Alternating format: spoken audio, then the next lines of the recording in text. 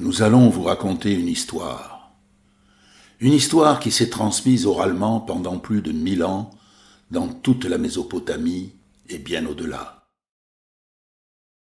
C'est seulement avec l'invention de l'écriture à Sumer, il y a environ 5000 ans, qu'elle a pu être transcrite sur des tablettes d'argile. Bien antérieure à l'Iliade et au Mahabharata, c'est la première œuvre littéraire écrite de l'humanité. Par son ampleur, sa force, sa portée universelle, elle mérite de porter le noble titre d'épopée. L'épopée de Gilgamesh. Copiée et recopiée, écrite en akkadien et en plusieurs autres langues également disparues, cette histoire s'est répandue pendant encore 2000 ans dans tout le monde oriental, de l'Égypte au Caucase. Chaque monarque, dans chaque cité, voulait en avoir une copie dans sa bibliothèque.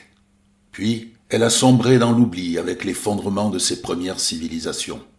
Sous l'effet du vent, de la pluie et des inondations fréquentes dans les vallées fertiles du Tigre et de l'Euphrate, les palais, les temples, les cités entières construites en briques séchées au soleil se sont effondrées sur eux-mêmes, et il n'en reste plus que des collines dans ces plateaux et plaines.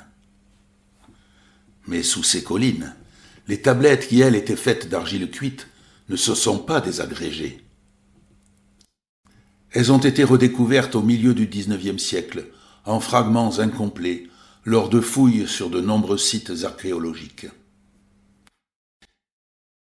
Il a fallu encore presque un siècle, après le déchiffrage de l'écriture cunéiforme et de l'akkadien, pour pouvoir en reconstituer le fil en assemblant différents fragments.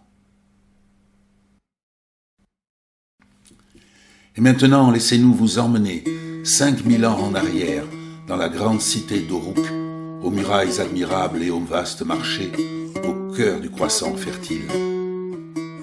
Dans le spectacle Gilgamesh, à la recherche de la vie sans fin.